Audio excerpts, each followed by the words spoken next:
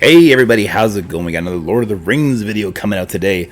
I haven't talked about this channel yet, actually. We had a pipe burst over my setup, so I had to reset everything, unfortunately. But, speaking on the last video, I know a lot of you guys did not respond well to it. A lot of you actually did, too.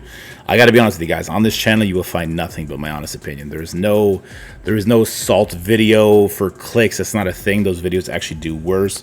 But when I read into something and it looks bad from what I would consider good, I'm going to talk about it. And the same way you say I don't got to play the game, you ain't got to watch that video. You ain't got to click on it.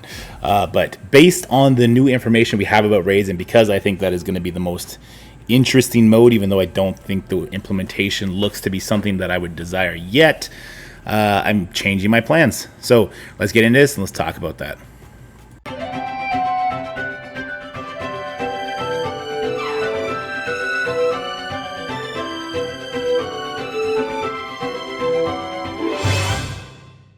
So yeah, as we talked about in the thumbnail, I will be changing some of my plans. Now, my plans were to max out my current Shadow and Light teams, level 60, gear tier 8, level 4 to 5 abilities, maybe in 5-star, and try and max out these campaigns.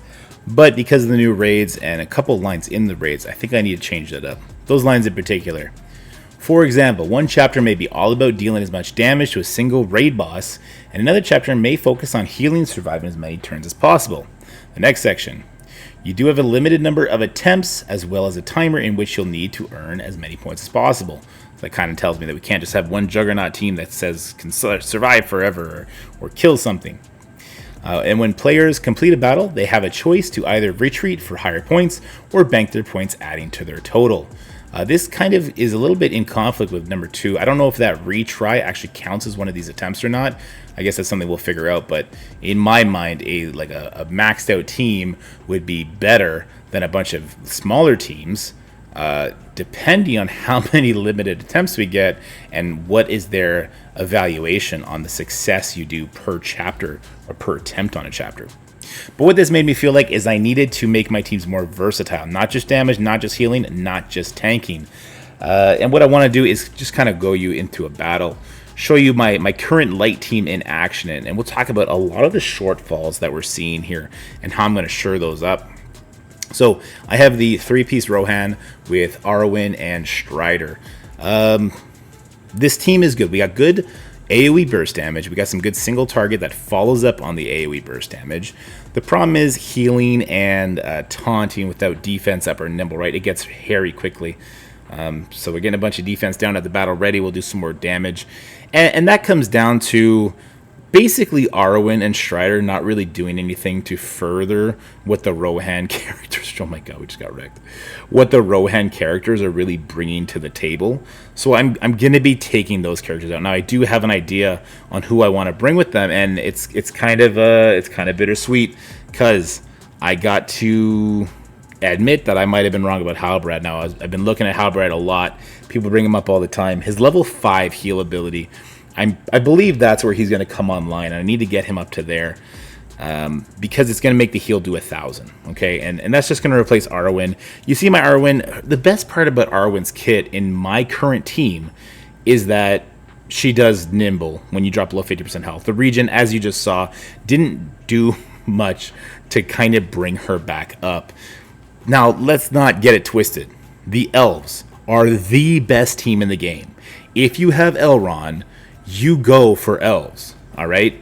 Because the tanking with Elladan and the nimbles that he's getting on his passive, plus Arwen, plus all the heals, plus, elves are, it's not even a competition, okay? They are well and above the best team in the game.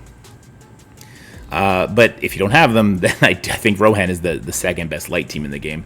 But I don't think Arwen meshes well with Rohan. So I will be putting Halbrand back in there. We're going to be building Halbrand up. We're not going to do it half cock this time. We'll go all the way till he's nice and maxed out.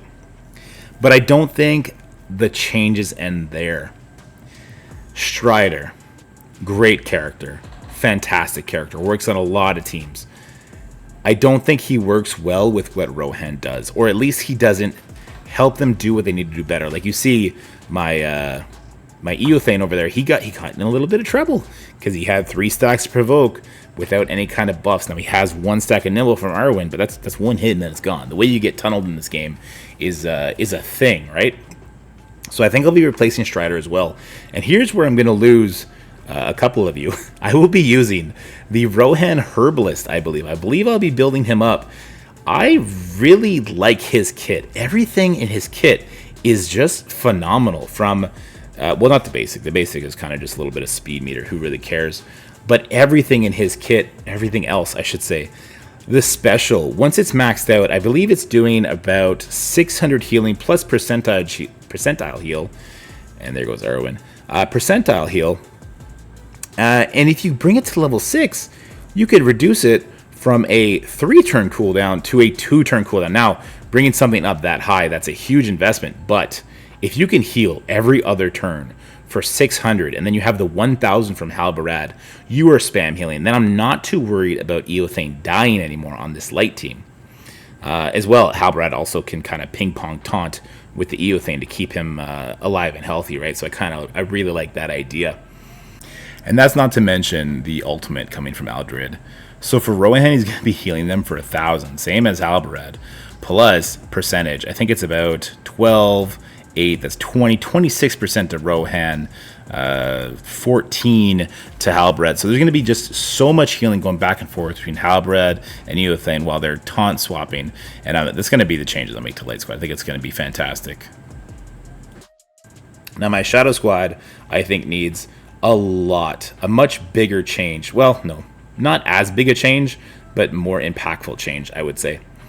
Here is my Shadow team. We have the 4-piece Isengard with Ironhide. I think the reason I'm thinking Shadow's a bigger change because I've just invested more into Shadow than I have Light so far. And dropping one of these characters is going to be huge.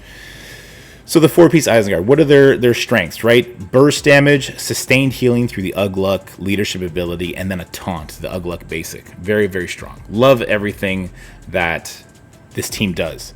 And then Ironhide has some good AoE damage out the gate, right? What's the weakness? Well, I feel like we lack crowd control. Let's see right now if Dunhar will land this. He landed one of them, but one of them got resisted. So that at least did still feed into the Ugluck leadership ability. So we like that. I have no idea what the Goblin Queen does, to be honest with you. So those are the strengths, right? Burst damage, sustained healing, taunt. Weaknesses, lack of crowd control, I would say. Ironhide does peel off boons, which is nice, but Ironhide is also super slow. So when I say lack of crowd control, like you just saw, we got resisted on Dunhar, on the person, one of the people we try to get the offense down on. We only have the one slow that comes in from, dang it, I didn't get a kill, from Mahur on his ultimate. Now, at least his ultimate is not a super long cooldown, but it's not like every other turn either. I guess it's every other turn. And then Ironhide speed, I think, is a big issue. Once you get like past the second, third turn, if he happens to get a slow on him when his speed bar is at 0, you know, like, rip that. He's not going to help you very much at that point. So we're going to be replacing Ironhide because I can't say much else about the Isengard team. They're just so good. Besides Elves are the best team in the game. I think Isengard are number 2. And for that reason, I'm going to double down on Isengard. We're going to get Moraz in the mix. I just think Moraz is a phenomenal character. He gets no love on LoTR GG. They call him an F tier? Have you read his kit and then thought about what the Isengard team actually wants? So he gives Weakened Mind on the basic, Disrupt on the special, and on the ultimate, he does Expose. So all 3 of his abilities feed the Ugluck passive. The Weakened Mind on the basic will help your Dunhar actually land things. So you have so much healing coming in, not to mention the ultimate, which is turn 1, giving haste to your entire team. That seems absolutely gigantic. So we're going to have just so much healing all over the place when we replace him with Ironhide. He's giving speed to the team, so we're going to get more turns for the Isengard team to do what they do best, which is just a bunch of single target damage. I haven't done anything with this queen yet. I don't know. But we seem to be fine. So yeah, I'm going to be switching to the full Isengard team. I don't think there's anything wrong with that. I don't know why LoTR has a hate boner for him, but I think he's really good. So those are some changes I'm going to be making. Now, here's the thing. This is going to really help me with single target. Both of these changes would help me with single target damage against a single raid boss, and would help me like survive longer and focus on healing, which is what the blog had said, right? Those are 2 examples, but that's not the only examples. We can't just assume that's those are the only 2 chapters we're going to see. I think the fact that they showed those tells me that one of those is probably going to be the first chapter we see. And I think, for the record, that the elf team excels in both of those, and they need to lean into the elves so that people who bought the team see like insane return on investment for doing that, right? And that was a wasted might. He already had might.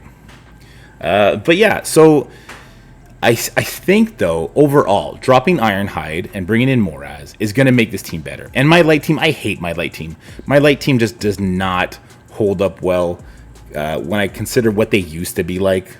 And I think that's because I went off Halbarad. I should have stuck with Halbarad and made him better. That hurts to say. And Alduret, I think, is sleeper OP. Now, Alduret, he's kind of a whale-only character, too, isn't he?